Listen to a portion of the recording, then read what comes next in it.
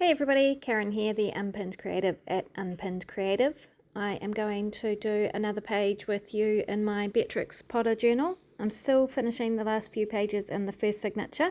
And this one here has been posted in two parts as shorts.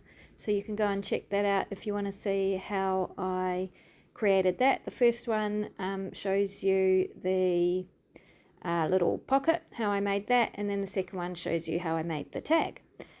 This has also been posted as a short, and it's just a quick and simple journal page. I love how it turned out, and I'm going to be working on this page today. So I'm going to be using the rest of that serviette that I used on the previous page, but first I need to cover up this little spot here, and I'm going to use this paper, which is just brown paper that I have done some stamping on and then splattered as well.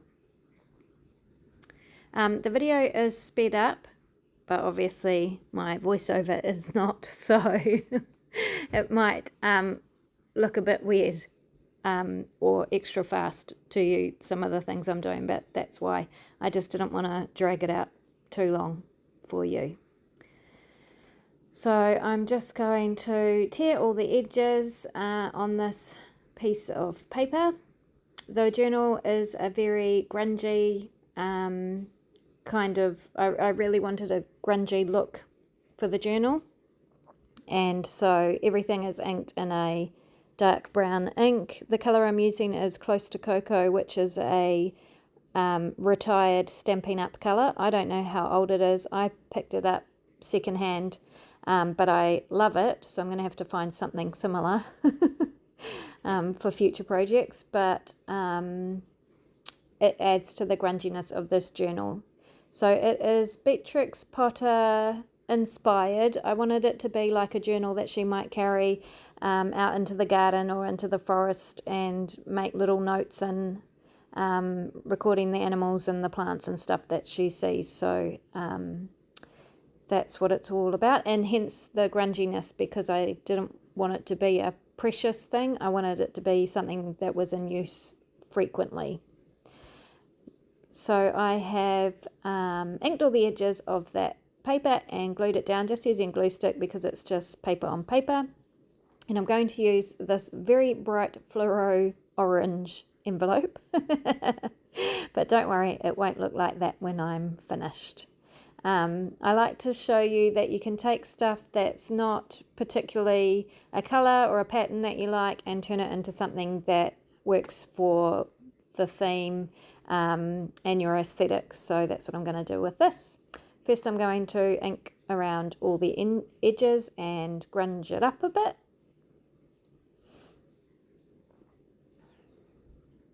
So you're only going to see the back of this envelope. The other side will be glued down, so I don't need to worry about that.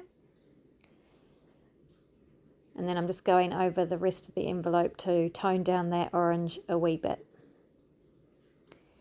And then I need to ink the inside as well to tone down the white. Because if you've been following me for a while, I generally don't keep things very white.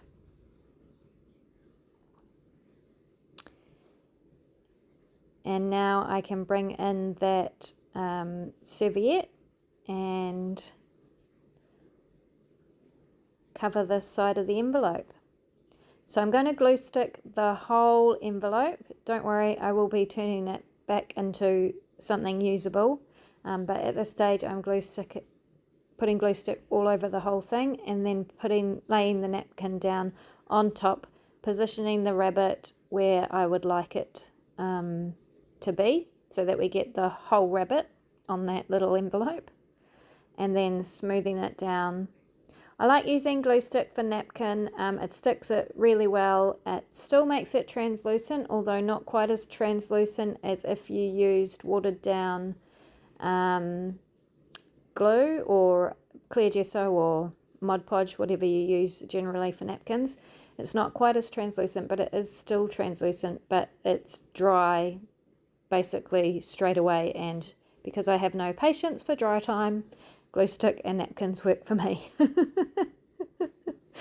Then I'm trimming all around the edges of that and tidying it up a little bit.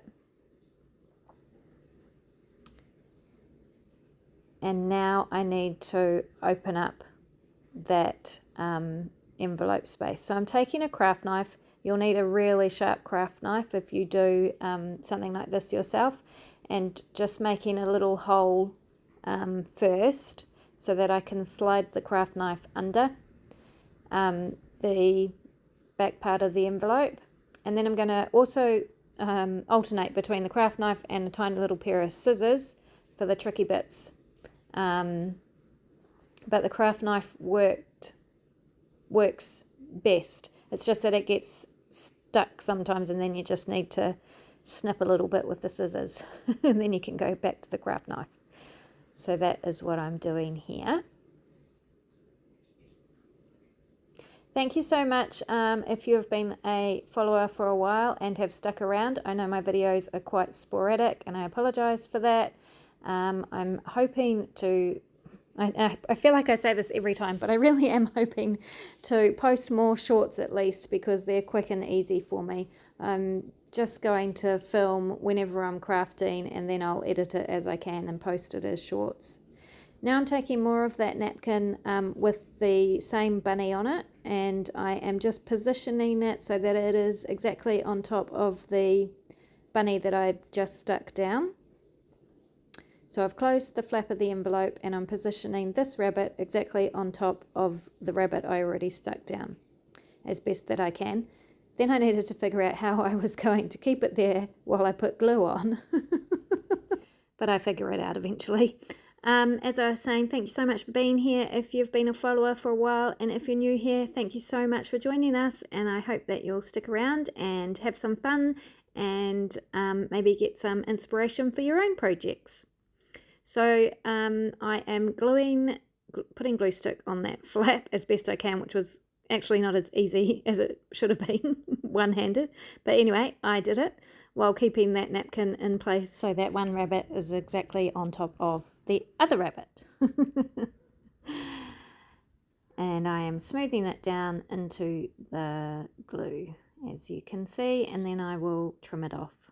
So my style, for those that are new here, is very imperfect and quite grungy and maybe a bit chaotic. I am a big believer in using found, secondhand, pre-loved, gifted, thrifted supplies. I love taking something that maybe seems unusable and turning it into something beautiful. So that's kind of what I do with my journals and my crafting in general.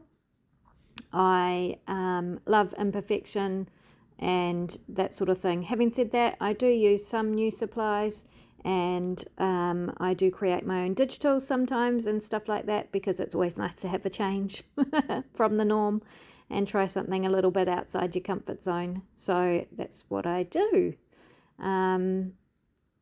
I just added a little piece of the baking paper that I use under my projects for stamping, cleaning my stamps off on, or stenciling on, or inking on.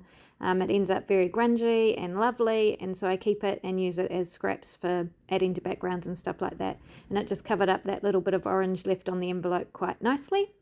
And now I'm going to go ahead and do some inking and make it look a bit more finished.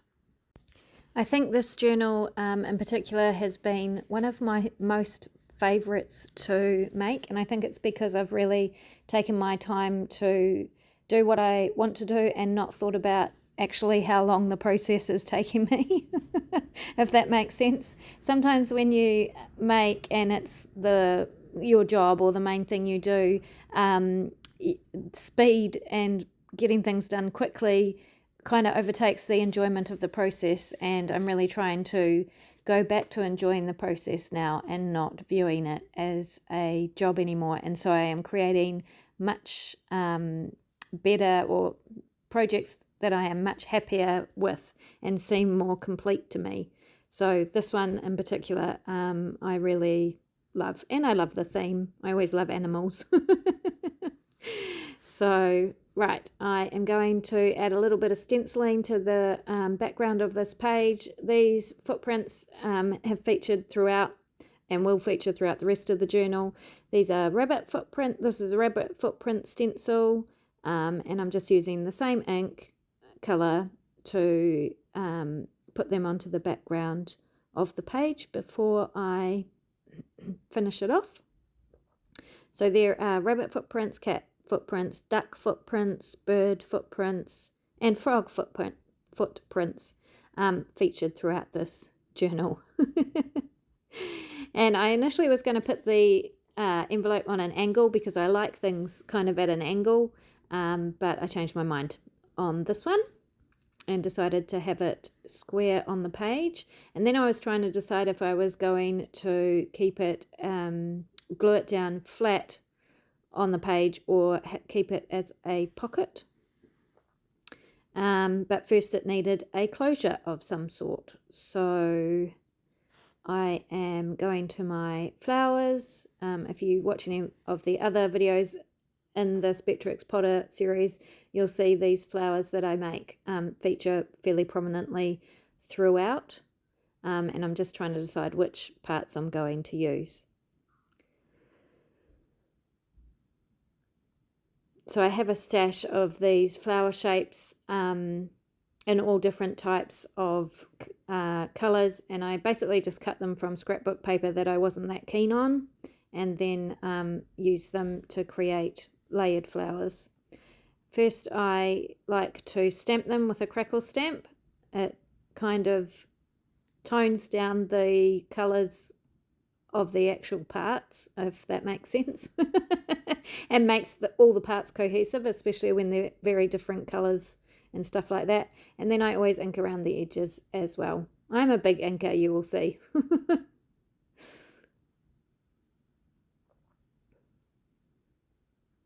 And then once that is all done, I start gluing them together, one on top of the other.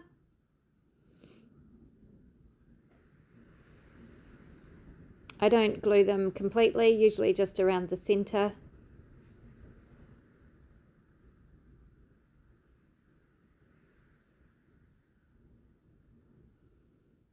And that is the flower, and that is going to create the closure for the flap so that it doesn't keep flapping when I don't want it to flap. But first, for the center of the flower, I'm going to add some glittery stuff. It's kind of like stickles, but I made it myself. And this one happens to be pink.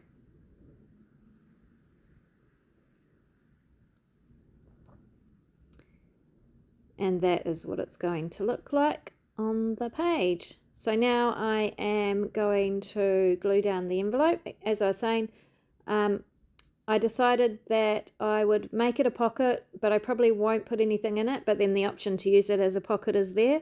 That kind of made sense to me.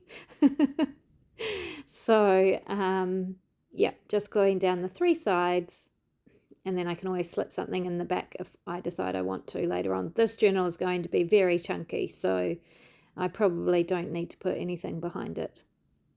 But the option is there. And then the flower is going to be glued about 2/3 of the way, I think, on the back. Just like that. And then stuck down so that the flap can tuck nicely behind it. I love doing those sorts of closures for envelopes.